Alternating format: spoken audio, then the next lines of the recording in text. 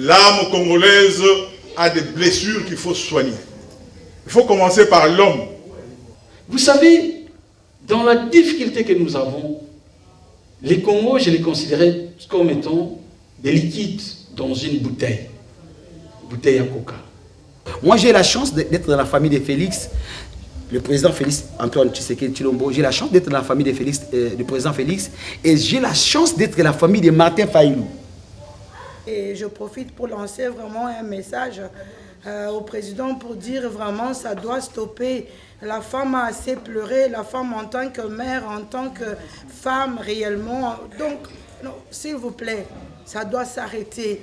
Ça doit vraiment s'arrêter, que nos enfants puissent aller à l'école, comme tous les enfants, qui puissent avoir une éducation vraiment qui mérite, que la femme puisse être considérée de la valeur. La femme n'est pas une chose, la femme n'est pas un objet. Quand vous posez la question aux petits-enfants, à nos enfants, à nous, posez-leur la question de savoir qui est le premier président du Congo. Souvent ils disent c'est Mobutu. Souvent ils disent c'est Mobutu. Parce que personne ne fait attention à eux, personne ne leur dit, justement, leur raconte l'histoire. Mes chers amis, nous devons ouvrir une parenthèse par rapport à ça, ça me préoccupe.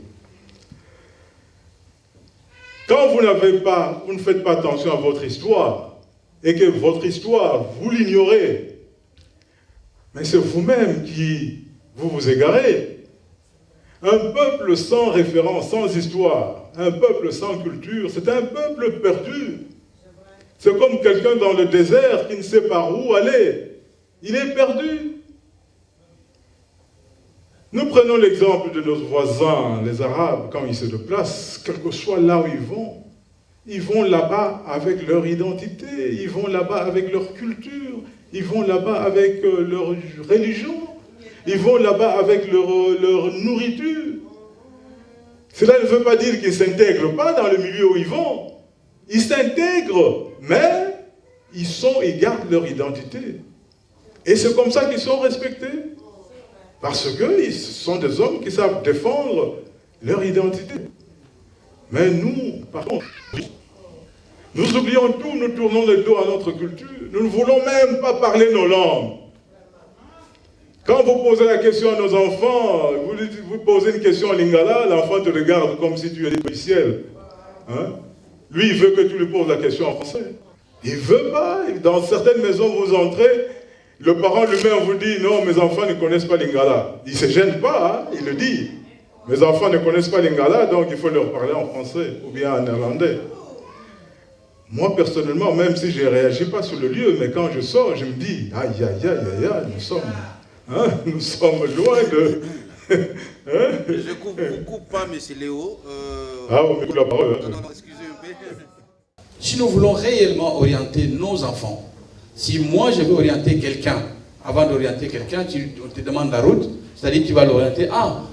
Pour arriver à la gare d'ici, où est-ce que je vais aller? Il faut d'abord connaître cette route. Tu dis, bon, la gare, c'est pas loin. Tu vois, tu pars à gauche et tu prends tout droit, tu vas aller un peu plus, des avenues après. Si tu prends la droite, tu vas arriver. Voilà une façon d'orienter quelqu'un qui va aller droit au but, qui pourra retrouver le chemin. Mais si moi-même, je ne m'y connais pas, je ne suis pas de Arles, je viens d'Anvers, je dis, bon, montrez-moi, quelqu'un en cours de route, qui me dit, montrez-moi la gare d'Arles. Eh bien, c'est pas moi que j'y connais. Si je ne connais pas, je risque de lui donner une mauvaise orientation. C'est presque le cas que nous avons ici. Je l'ai dit, nos enfants reviennent à la maison avec des devoirs en néerlandais. On ne va pas les imposer à donner des cours en français. La difficulté est que je ne sais même pas lire ce que l'enfant m'a amené. On nous appelle des réunions de parents. J'y vais, parfois je rate les rendez-vous, parfois je ne connais même pas comment appeler. Je ne vais même pas. Ça, par exemple, ce sont des difficultés que nous-mêmes nous avons. Il faut commencer par nous connaître nous-mêmes. Si je me sais, je dis non. Quelqu'un qui me demande la route, comme nos enfants, ou bien quelqu'un d'étranger qui me demande la route pour aller à la gare, si j'y connais, je dis ok, je te montre. Si je ne connais pas, automatiquement, il faut revoir ta faute. Tu dis sorry, je ne suis pas d'ici. Pose peut-être la question à une autre personne. C'est là où nous devons nous retrouver. Si nous devons poser la question à une autre personne, c'est la communauté Parce que nous sommes en difficulté tous. Ce problème n'est pas d'une seule famille, c'est vraiment la plupart des familles que nous trouvons ici en Flandre. Comme nous travaillons pour la Flandre, la difficulté est la même mais partout. Que ce soit à Anvers, que ce soit à Los, ou à Ghent, ou à Genk, partout, c'est presque la même chose. Unissons-nous, cherchons les centres. Et heureusement que d'un côté, eux-mêmes, ils ont des spécialistes qu'on appelle dans le CLB, qu'ils ont des gens, d'où, si les enfants sont en difficulté, vous pouvez demander un service à ces gens-là. Mais il faut savoir, il faut reconnaître quel est ce service. Si vous ne connaissez pas vous-même, alors comment vous allez toquer la porte? C'est la difficulté que nous avons. Il faut d'abord que nous connaissons, imprégnons-nous des systèmes. Les systèmes d'orientation à l'enseignement ici, par exemple. Vous avez les systèmes qui, avec des difficultés de connotation des mots, qu'on se dit des BSO. Ça veut dire quoi? Les HO, ça veut dire quoi? Les Betegewoon Onderwijs, ça veut dire quoi? On oriente nos enfants vers le beroep, opleiding et tout ça. On dit, oh, où est-ce que tu es? Tu vas faire la 7e et tout et tout. Alors que le cycle normal est de 6 ans. Une fois terminé, non, on vient nous flatter tellement que votre enfant, tu ne sais pas t'exprimer pour dire non, écoute, mon enfant doit prendre telle orientation parce qu'il est fort en mathématiques, ou il est fort en littérature et tout ça. On ne connaît, nous-mêmes, nous ne connaissons pas ça. C'est pourquoi, je dis un peu le système à Anvers, ils ont fait ceci. Il y a ce qu'on appelle des social adviseurs. J'ai été aussi formé pour ça. Les social adviseurs, qu'est-ce qu'ils font? Ils sont des groupes de gens, quasiment des allochtones, qui comprennent les difficultés qu'eux-mêmes allochtones, parce qu'on ne dit plus seulement allochtones, c'est déjà interdit, mais permettez-moi de l'utiliser, qu'eux-mêmes reconnaissent les difficultés qu'ils ont. Si nous avons des difficultés, par exemple, on s'est dit, l'éducation, les systèmes d'éducation ici, Onderwijs, comment est subdivisé le système d'enseignement ici? Si nous ne connaissons pas, nous avons des difficultés à orienter nos enfants. La puberté, comment traiter un enfant puber qui a au moins, à un âge quelconque, devient intouchable, devient le plus têtu, devient le plus beau, le plus tout. Comment parler avec cet enfant-là pour que cet enfant revienne sur terre? Il y a des méthodes. Vieillesse, des choses comme ça que nous ignorons. Nous sommes encore jeunes. Dans les cinquantaines, soixantaines, bientôt nous aurons 80 parce que on n'ira plus au Congo parce qu'on a tout foutu là-bas, il n'y en a plus. On n'a même plus de maison. Nous resterons ici. Avec notre système Tokotika Lambanda, on restera à la maison. Ou alors, nous allons partir sur les maisons des veillards. Imaginons-nous, ce système-là est enseigné dans les social adviseurs qui peuvent nous orienter déjà dans 30 ans, tant que eh bien, on t'attend à la maison sociale là-bas. Nous irons là-bas, qu'est-ce que nous allons être, nous? On n'a même pas peur parce qu'on dit que bon, demain je vais boire, je vais aller. Mais ça nous arrivera. On ne sait pas si c'est la chaleur ou bien le désintéressement. Qu'est-ce que ça va m'apporter? Parler de l'histoire, non, je n'ai pas le temps. Mais bon. Mais je suis quand même content de voir la jeune fille qui est là. Elle a pris la parole hier, pendant que les gens étaient là. Elle a des projets. C'est un exemple, c'est un modèle que nous essayerons prochainement, en tout cas dans notre association, de favoriser, de prôner. C'est-à-dire, nous voulons léguer cette association aux jeunes.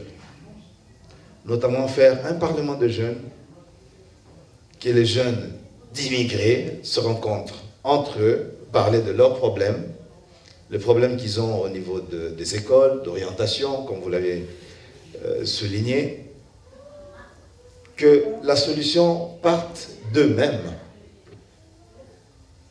bien sûr sous l'encadrement de personnes âgées. Le Parlement des enfants, c'est-à-dire l'avenir de l'association, notre avenir à nous. Si nous serons fatigués, nous sommes déjà fatigués, nous ne venons pas, mais si on avait plus axé la publicité sur les jeunes, ils seraient venus. Mais bon, les jeunes aussi sont désorientés. Parler de la politique ou bien parler de leur avenir de manière sérieuse, ils n'ont pas ça en tête. Donc, ils préfèrent traîner à la gare, ils préfèrent faire des choses. Ils n'ont pas, je dirais, ils n'ont pas de modèle. Malheureusement, excusez-moi, ils n'ont pas de modèle pour dire que non, bon, moi, dans l'avenir, je vivrai comme tel tonton ou bien tel monsieur que j'apprécie beaucoup. Donc, il est de notre devoir, pour finir, de favoriser l'intégration à l'OST, qui n'est pas facile, par l'apprentissage de la langue, certes, mais une langue indigeste. Excusez-moi, monsieur, mais c'est vraiment une langue difficile à maîtriser. Mais bon, si on fait le strict minimum, je fais l'expérience, en connaissant le strict minimum, les Flamands vous ouvrent les portes, les bras. Il y en a un qui m'avait dit, et je terminerai là, monsieur, vous venez d'où? Moi, je dis, je viens du Congo. Vous parlez autant le néerlandais? Mais ça va, vous vous faites comprendre. Mais les Wallons qui sont là, ils font aucun effort pour s'exprimer en néerlandais. J'étais fier, je dis, ah ok, donc pour bien s'intégrer, il faut parler néerlandais. Mais les enfants n'ont pas besoin de néerlandais, puisqu'ils sont nés néerlandophones. Maintenant la question, comment sera l'intégration de nos enfants qui sont des parfaits néerlandophones? Ça c'est la question qui se pose aujourd'hui et qui se posera toujours. Est-ce qu'il y aura discrimination? Est-ce qu'il y aura rejet? Non. Donc nous prenons une société où, Zwarte, Witte, nous marcherons ensemble du fait de l'histoire de l'indépendance. Voilà. Alors, la question est, comment est-ce que nous allons favoriser la jeunesse pour leur futur? Parce que le problème qu'il a, c'est le futur de la jeunesse. Comment est-ce que nous pouvons orienter, comment est-ce que nous pouvons préparer ces enfants? Parce que nous avons des enfants qui sont difficiles, nous avons des enfants qui sont orientés plus à la musique, nous avons des enfants qui ont leurs rêves, donc ils ne savent pas comment est-ce qu'ils sont orientés. Alors, l'ajout de M. Gabi Foutila et le mien, c'est dire comment est-ce que nous allons aider, comment est-ce que nous allons favoriser la jeunesse, leur donner cette orientation, parce que l'orientation viendra de nous-mêmes. Quand on parle, par exemple, je vois une autre communauté, chaque année, il faut, chaque mois, ils appellent, par exemple, la jeunesse. Ils leur parlent de leur pays, ils leur parlent de l'orientation, ils leur disent que nous, voilà, nous, vos parents, on n'a pas réussi ici, nous, on n'a pas accepté nos diplômes qui sont ici, mais maintenant, réfléchissons ensemble, comment est-ce qu'on ne veut pas qu'aujourd'hui, vous vous retrouvez dans les industries, ou bien que vous soyez des chauffeurs, mais avec votre capacité intellectuelle, vous pouvez aller, mais ces enfants-là, ça demande une orientation. Alors, la question est la joie de M. Gabi, comment est-ce que nous allons parvenir à y arriver et à donner ces enfants-là cette chance-là? Mais leur force, c'est vrai, c'est la religion. Mais par rapport au modèle d'intégration, parce que les conseils que tu nous as donnés vers la fin, nous devons nous intégrer, connaître. Mais quand on regarde par exemple les Arabes, ils ne s'intègrent vraiment pas. Enfin, c'est mon point de vue. Mais ils viennent, ils essayent d'imposer leur modèle. Et d'ailleurs aujourd'hui, si tu vas à Molenbeek, tu vas à la commune, tu vas voir que la troisième langue, non, la deuxième langue, c'est l'arabe. Donc eux, ils sont venus, ils imposent leur modèle de vie, ils imposent leur religion. Alors, qu'est-ce que tu nous conseilles pour nous réussir? Nous devons aussi nous imposer, comme ça, parce que visiblement ça marche, d'après ce que j'ai compris de ce que tu dis. Alors, est-ce que nous devons aussi imposer notre modèle, notre culture, pour réussir dans ces pays? Ou bien nous devons essayer de nous fondre dans la masse et comme tout. Donc voilà. indépendance, tcha tcha, tozui.